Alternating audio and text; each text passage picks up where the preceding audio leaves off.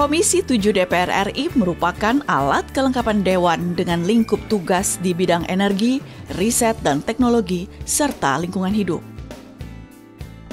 Tujuan diadakannya kunjungan kerja ke Kompleks Bandara Soekarno-Hatta untuk mengawasi pengelolaan suplai minyak dan gas, khususnya untuk industri penerbangan dan tantangan yang dihadapi di tengah pandemi COVID-19.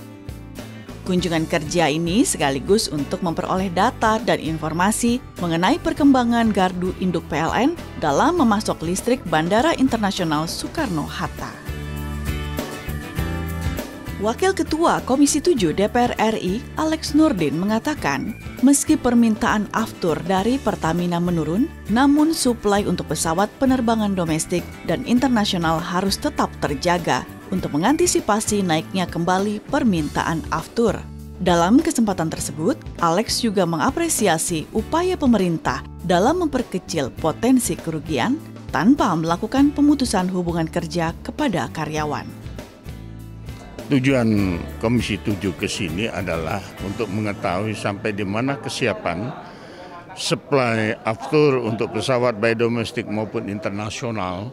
Tadi kan dikatakan bahwa demand menurun, tapi tidak ada PHK karena kilang itu tepat berfungsi minimal. Jadi memperkecil kerugian. Senada dengan Ketua Tim Kunjungan Kerja, anggota Komisi 7 DPR RI, Rudi Masud, juga mendorong Pertamina dapat menjaga produksi aftur untuk mengantisipasi kembali membaiknya dunia penerbangan.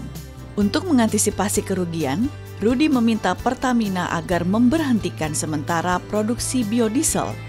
Menurut Rudi, biaya produksi biodiesel dinilai masih sangat mahal serta belum ada permintaan yang signifikan. Mudah-mudahan pandemi segera berlalu, wabah ini segera pergi, insya Allah ekonomi kembali pulih. Yang perlu kita antisipasi adalah penerbangannya ini insya Allah akan bertambah karena runway-nya juga akan bertambah. Sehingga menurut saya perlu diantisipasi supaya produksi aftur ini tetap dijaga. Itu dijaga. Ini saya rasa hanya masalah mestinya Pertamina harus siapkan juga berkaitan dengan storage tank. Storage tanknya supaya bisa menampung produksi aftur ini cukup untuk bisa tetap dijaga produksinya. Anggota Komisi 7 DPR RI Ridwan Hisyam menyampaikan, meskipun pandemi COVID-19 berdampak pada menurunnya keuntungan yang diperoleh Pertamina, namun Ridwan mendorong Pertamina tetap berkontribusi dalam menggerakkan ekonomi nasional. Ridwan menjelaskan pentingnya mendorong pertumbuhan ekonomi dalam kondisi saat ini untuk menyelamatkan Indonesia dari resesi ekonomi. Nah, tapi dalam situasi seperti ini, kepeloporan dari BUMN ini dibutuhkan. Karena dunia usaha sekarang kan, terutama swasta ini kan lagi jatuh, koperasi jatuh. Nah, sehingga BUMN lah yang diharapkan untuk menggerakkan roda ekonomi nasional untuk supaya pertumbuhan ekonomi kita paling tidak 0%. Anggota Komisi 7 DPR RI Andi Yuliani Paris mendorong Pertamina mengantisipasi kerugian akibat menurunnya permintaan aftur dari dalam negeri. Salah satunya dengan lebih masif mencari pasar di luar negeri.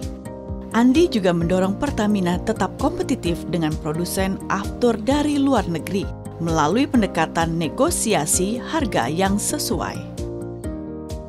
Pertamina harus giat mencari pasar lagi di luar negeri untuk wilayah-wilayah yang sudah membuka lockdown-nya. Jadi sudah banyak ya negara-negara yang sudah membuka lockdown-nya, artinya penerbangan sudah bisa dilakukan, ya Pertamina harus bisa menjualnya ke luar. Karena kalau kita ke pasar dalam negeri, selain pandemi COVID-19, juga ada masalah soal daya beli. Daya beli masyarakat kan sekarang mengalami penurunan ya. Komisi 7 DPR RI mendorong PT Pertamina memperkecil potensi kerugian akibat menurunnya permintaan produk BBM. Anggota Komisi 7 DPR RI, Kardaya Warnika mengatakan, lesunya industri penerbangan akibat pandemi COVID-19 berdampak pada menurunnya permintaan BBM, salah satunya aftur. Kardaya mendorong Pertamina melakukan perencanaan untuk menekan kerugian, diantaranya dengan menurunkan produksi aftur pada kilang yang besar. Selain itu, Kardaya mendorong Pertamina mengkaji kembali program biodiesel karena berpotensi memperbesar kerugian Pertamina.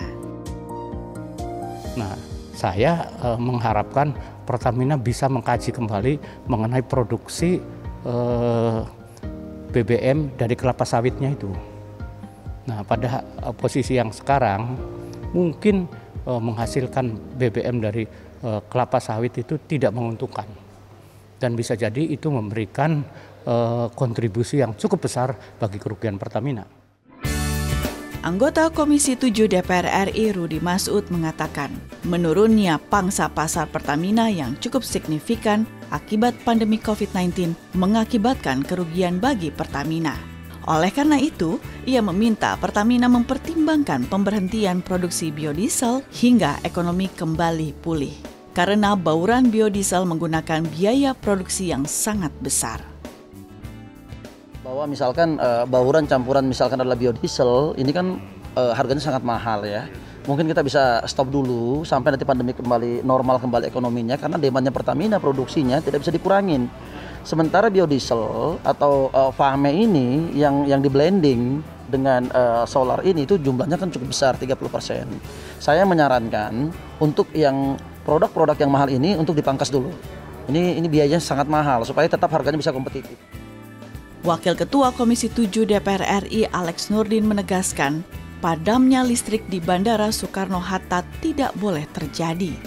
Alex Nurdin menyampaikan untuk mendukung beroperasinya Bandara Soekarno-Hatta agar tidak terjadi padam listrik, PLN telah memastikan pasokan listrik bagi bandara tersebut dapat terjaga karena saat ini ada beberapa penyulang yang menyuplainya. Tadi saya sampaikan di awal tadi, keandalan dari suplai listrik untuk bandara itu berkedip pun tidak boleh, apalagi padam. Tadi sudah disampaikan aman Pak, ada beberapa penyulang yang mensuplai listrik untuk bandara ini. Jadi tingkat keandalannya tadi yang dimaksudkan dengan security-nya itu insya Allah.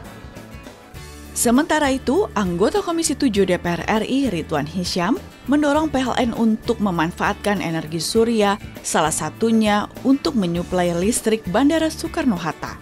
Selain itu, Ridwan juga mendorong pemanfaatan energi baru dan terbarukan lebih efisien untuk jangka panjang dibandingkan dengan batu bara. Selain itu, energi baru dan terbarukan lebih ramah lingkungan dan aman bagi kesehatan masyarakat.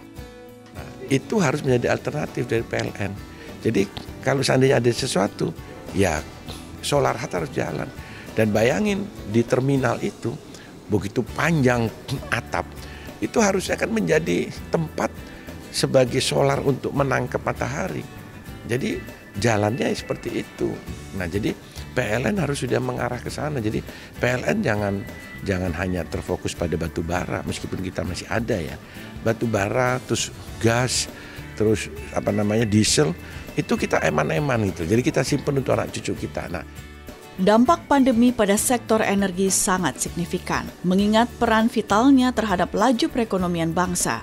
Untuk itu, DPR bersama pemerintah dan stakeholder terkait lainnya harus dapat mengambil langkah strategis untuk menjaga ketahanan energi jangka panjang.